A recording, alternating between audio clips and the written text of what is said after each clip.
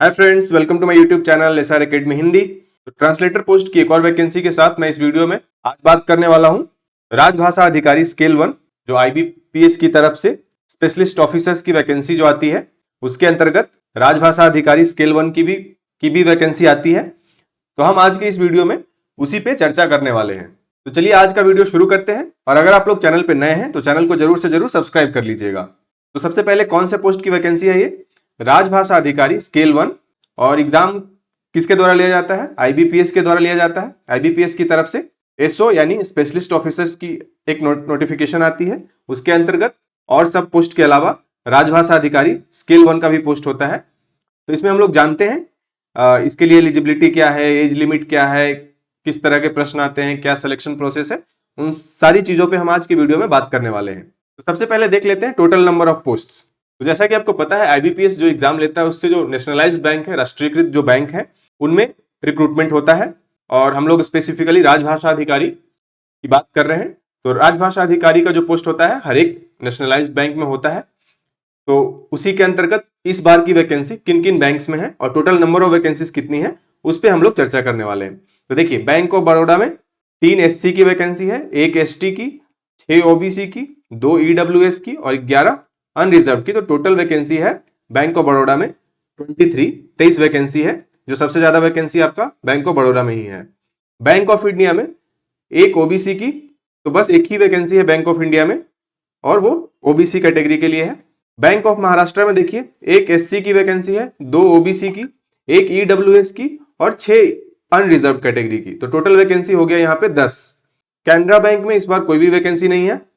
Central bank of India में 3 SC की vacancy है, 1 एसटी, 5 ओबीसी, 2 ईडब्ल्यूएस और 9 अनरिजर्व की। तो टोटल वैकेंसी है 20 सेंट्रल बैंक ऑफ इंडिया में। इंडियन बैंक में इस बार कोई भी वैकेंसी नहीं है। इंडियन ओवरसीज बैंक में 2 एससी की वैकेंसी है, 1 एसटी, 3 ओबीसी, 1 ईडब्ल्यूएस और 7 अनरिजर्व कैटेगरी की। तो टोटल हो गया 14 वैकेंसी इंडियन ओवरसीज बैंक में। पंजाब एंड सिंध बैंक में कोई भी वैकेंसी नहीं है इस बार। पंजाब नेशनल बैंक में 1 एससी की वैकेंसी है, 2 ओबीसी, 1 ईडब्ल्यूएस, 6 अनरिजर्व। तो टोटल वैकेंसी हो गया 10 पंजाब नेशनल बैंक में। ठीक है। यूको बैंक में इस बार कोई भी वैकेंसी नहीं है। यूनियन बैंक ऑफ इंडिया में भी कोई भी वैकेंसी नहीं है। तो टोटल अगर देखेंगे तो सारे बैंकों का मिला के एससी में 10 वैकेंसी है एससी कैटेगरी के लिए, 3 वैकेंसी है एसटी कैटेगरी के लिए, 19 वैकेंसी है ओबीसी कैटेगरी के लिए, 7 वैकेंसी है ईडब्ल्यूएस कैटेगरी के लिए और 39 अनरिजर्व कैटेगरी के लिए। तो टोटल राजभाषा अधिकारी स्केल 1 पोस्ट के लिए टोटल वैकेंसी है 78 इस बार के लिए। ठीक है। अब आते हैं मिनिमम एजुकेशनल क्वालिफिकेशन यानी अनिवार्य शैक्षणिक योग्यताएं। तो इसमें बस 2 ही क्राइटेरिया होता है, या तो आपका पोस्ट ग्रेजुएट डिग्री हिंदी में और उसके साथ इंग्लिश एज ए सब्जेक्ट आपने डिग्री लेवल पे पढ़ा हुआ हो। तो आपने मास्टर्स हिंदी में किया है और इंग्लिश आपका एक सब्जेक्ट था डिग्री लेवल पे, तो आप अप्लाई कर सकते हैं। दूसरा कंडीशन क्या है? आपने पीजी यानी मास्टर्स डिग्री संस्कृत में किया है और इंग्लिश और हिंदी दोनों को आपने सब्जेक्ट के तौर पर ग्रेजुएशन लेवल में पढ़ा है, तो भी आप अप्लाई कर सकते हैं। यही 2 यहाँ पे कंडीशन है। ठीक है। अब बात कर लेते हैं सैलरी यानी वेतन की। तो जो आपका स्केल ऑफ पे होता है, बैंकों का जैसा अलग स्ट्रक्चर होता है, तो इसके अकॉर्डिंग आपका जो ग्रॉस सैलरी होने वाला है 80 टू 85 के आसपास ग्रॉस सैलरी आपका मंथली होने वाला है इस पे स्केल के अकॉर्डिंग। अब बात कर लेते हैं एज लिमिट यानी आयु सीमा की। तो मिनिमम आपका एज लिमिट होना चाहिए 20 ईयर्स, मैक्सिमम 30 ईयर्स। आपका जो डेट ऑफ बर्थ है वो 2 जुलाई 1995 से पहले का नहीं होना चाहिए और 1 जुलाई 2005 के बाद का नहीं होना चाहिए, इसके बीच का होना चाहिए, तो आप एलिजिबल हैं। बाकी जो भी एज रिलैक्सेशन आपको मिलता है, जैसे एससी एसटी कैटेगरी के लिए 5 इयर्स का एज रिलैक्सेशन है, ओबीसी नॉन क्रीमी लेयर के लिए 3 साल का, पर्सन विद डिसेबिलिटीज के लिए 10 इयर्स और एक सर्विसमैन, कमीशन्ड ऑफिसर्स, इन सब कैटेगरी के लिए 5 इयर्स का एज रिलैक्सेशन आपको दिया जाता है। बात कर लेते हैं एप्लीकेशन पीरियड यानी आवेदन अवधि, कब से कब तक आप एप्लीकेशन सबमिट कर सकते हैं। तो 1 जुलाई से लेकर 21 जुलाई के बीच आप ऑनलाइन एप्लीकेशन सबमिट कर सकते हैं। डेट ऑफ एग्जामिनेशन यानी परीक्षा तिथि की बात करते हैं तो ऑनलाइन एग्जामिनेशन यानी प्रिलिमिनरी एग्जामिनेशन जो होगा वो अगस्त 2025 में होने वाला है। Result of online examination, prelims का रिजल्ट कब आएगा? सितंबर 2025 में। और जो लोग भी प्रीलिम्स में क्वालिफाई करेंगे उनका मेंस एग्जामिनेशन कब होगा? नवंबर 2025 में। मेंस एग्जाम का रिजल्ट आएगा आपका नवंबर में ही आ जाएगा as per the schedule. Interview कब कंडक्ट किया जाएगा? दिसंबर या जनवरी, मतलब दिसंबर 2025 या जनवरी 2026 तक आपका इंटरव्यू कंडक्ट होगा। और जो आपका प्रोविजनल अलॉटमेंट कब होगा, जनवरी या फरवरी 2026 तक।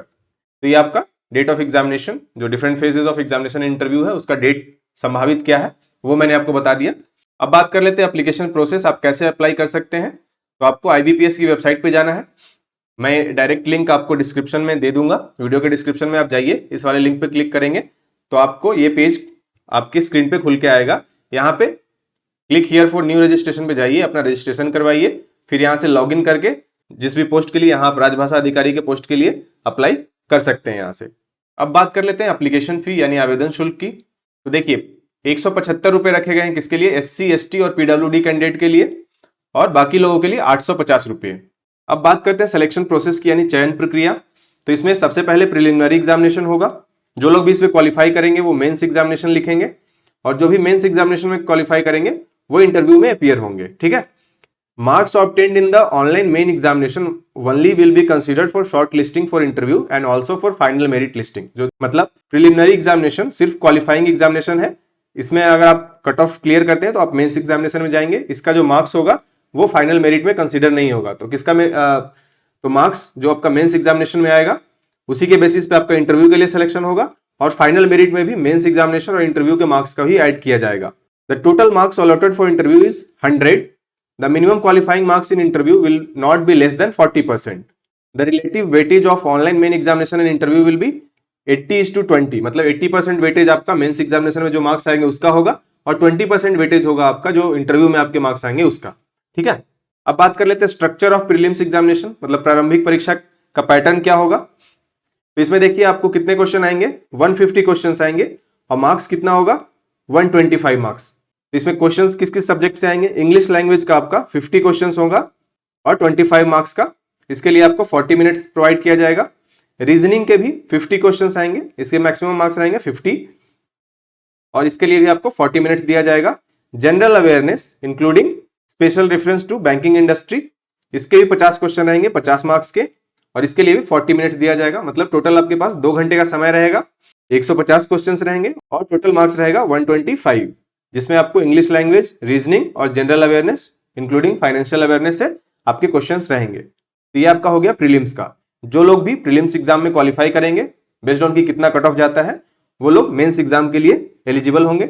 अब बात कर लेते हैं मुख्य परीक्षा की योजना क्या होगी, मुख्य परीक्षा का पैटर्न क्या होने वाला है। तो इसमें प्रोफेशनल नॉलेज, जहां पे आपके केस में यानी राजभाषा अधिकारी के केस में प्रोफेशनल नॉलेज में क्या सिलेबस होने वाला है हम आगे वीडियो में चर्चा करेंगे। तो प्रोफेशनल नॉलेज ऑब्जेक्टिव, तो इसमें ऑब्जेक्टिव और डिस्क्रिप्टिव दोनों टाइप का क्वेश्चन आएगा।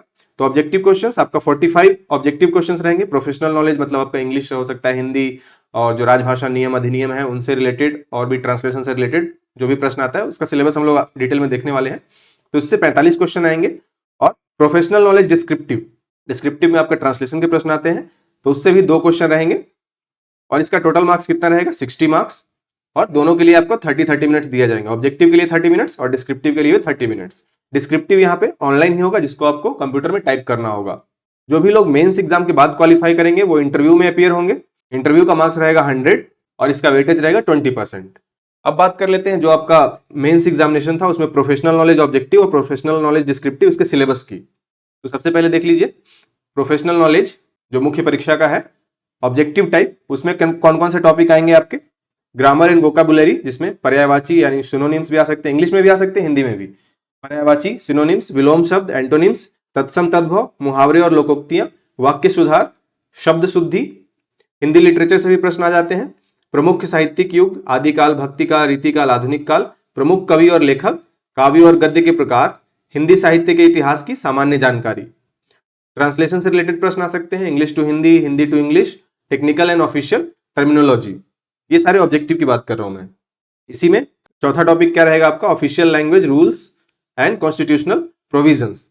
इसमें कौन कौन से टॉपिक आप कवर करेंगे, भारतीय संविधान में राजभाषा से संबंधित प्रावधान, राजभाषा अधिनियम 1963 और नियम 1976, official language policy of India, annual programme of official language implementation, committee of parliament on official language, types of official language implementation, region A B सी।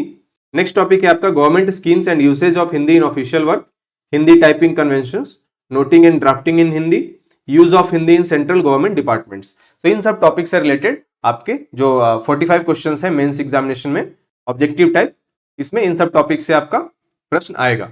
अब बात कर लेते हैं कि मेंस एग्जामिनेशन में जो 2 डिस्क्रिप्टिव टाइप का जो प्रश्न आने वाले हैं वो कैसे रहेंगे। तो सबसे पहले मैं आपको बता दूं कि वो भी आपका ऑनलाइन ही होगा, आपको कंप्यूटर पे टाइप करना रहेगा, इसलिए आपको इंग्लिश के साथ साथ हिंदी टाइपिंग का भी ज्ञान होना आवश्यक है। तो इसमें आपको 2 क्वेश्चंस रहेंगे, टोटल मार्क्स इसका है 25।